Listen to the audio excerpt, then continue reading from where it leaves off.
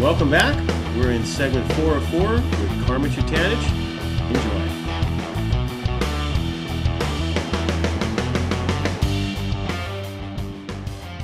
It's a tough.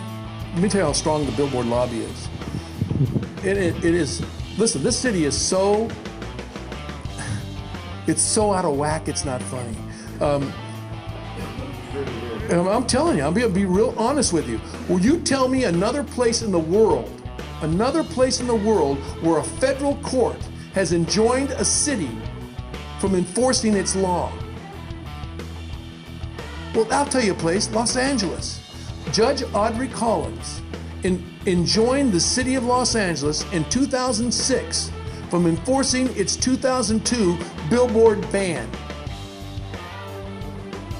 So first off, I can't even touch some billboards because I'm enjoined from even enforcing them because the law says I can't, because the judge says I can't. We have a police department that was subject to a consent decree. We also have the whole billboard circus in LA subject to the same type of consent decree. Now we're up in front of the Ninth Circuit and I think we're going to win. Because since I've been in office, since July 1st, we have not lost one issue on a billboard case. Not one, not even a continuance. We have been just kicking their butt on the billboards. Now let me tell you what's going to happen. There are certain billboards, and the effective date is December 26th, 2008. So if you have a billboard in place prior to December 26, 2008, I can't touch it. Okay? I mean, it's probably subject to the consent decree. But if it's after that date, then it's an illegal board and I can come after you. If you put up a super graphic on a building after that date, then it's illegal and I can come after you. So some billboards I can't touch until the Ninth Circuit rules. But let me just give you how bad it is. Billboards have gone up everywhere. Especially when our billboard ordinance was enjoined and there was no law, it became the Wild Wild West, and people were putting them up. And if a billboard, under state law, if a billboard's been up for 5 years and we cannot prove that it's illegal, there's a presumption that it's legal. Under state law. So we've written a bill to reverse that presumption because there's no basis in fact for it. Why should one industry have this presumption because they did something illegal? That's like me only taking your car, putting it in my garage and taking it out in 5 years and say, hey, it's mine. Okay? It doesn't make any sense. So we have a bill now pending up in the Assembly to reverse that presumption. But that being said, look at these companies, they know they're operating illegally. They have illegal boards. So I've told every company out there, I don't deal with crooks. Period. Not on the camera. I do not deal with crooks. So if you have an illegal billboard and you want to deal with me because you think I'm going to come, because I am coming. I may not get to you tomorrow, and I may not get to you next week, but I'll get to you. Trust me, I'll get to you. And when I do, it's not going to be pleasant, especially if it's illegal. Take down your illegal board. Come to me as a good citizen. If you're a good citizen, I will give you credit for being a good citizen. If you have made an illegal profits for 5 years, I want a piece of that profit. I want what the city should be entitled to for your illegal profit. There are companies out there that have made hundreds of millions of dollars on illegal super graphics. Hell, a super graphic can pay $100,000 a month. Did you know that? Oh yeah.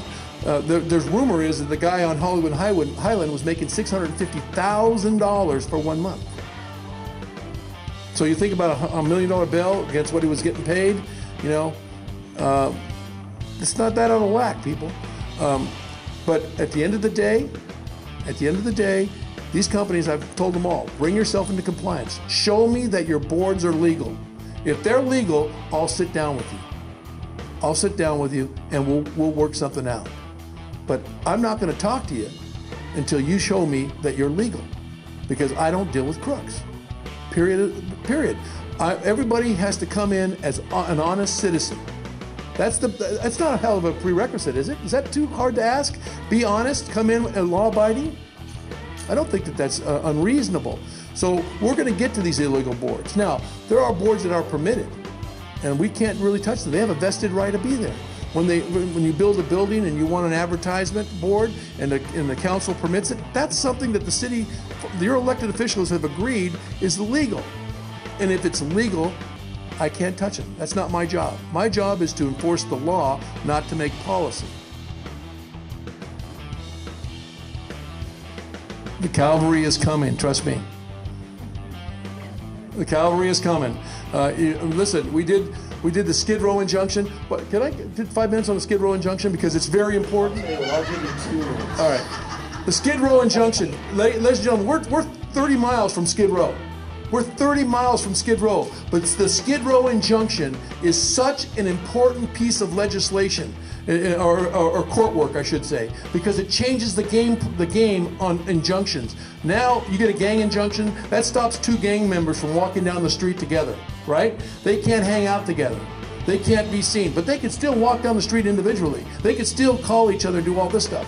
The Skid Row injunction, listen, when you go to Skid Row, you're there because you've hit rock bottom. You're there for recovery, and there's all kinds of recovery programs there. But there are people that prey on those people. They bring drugs there, and the LAPD will bust them. They'll go to jail for 30 days, and they're back out. They go to jail for 30 days, and they're back out. They go to jail for 30 days, and they're back out. Well, what we did is I got a list of all the guys who've been selling drugs in Skid Row. And I saw how many times they've each been busted. So I know one thing, when that no good Nick, I almost want to use another word, when that no good Nick goes down to Skid Row, he's doing one thing and one thing only. He's selling drugs. He's not there for recovery. He's not there to visit a friend. He's there to sell drugs to the people that have hit rock bottom. And so we need to keep that guy out. This injunction now, we took those names, we showed the judge that this guy had 4 or 5 convictions for dealing drugs in Skid Row in the recovery zone, and we have banned him from going into that recovery zone. Not only that, but we made a deal with, you're going to hear about this soon, probably in the next couple of days, we made a deal with AEG, and AEG is buying scanners for the cop cars so that they'll read license plates. They'll be reading license plates. So that when we see this guy's car, it pops up as violating the injunction. We stop his car because he's in a recovery zone where he shouldn't be.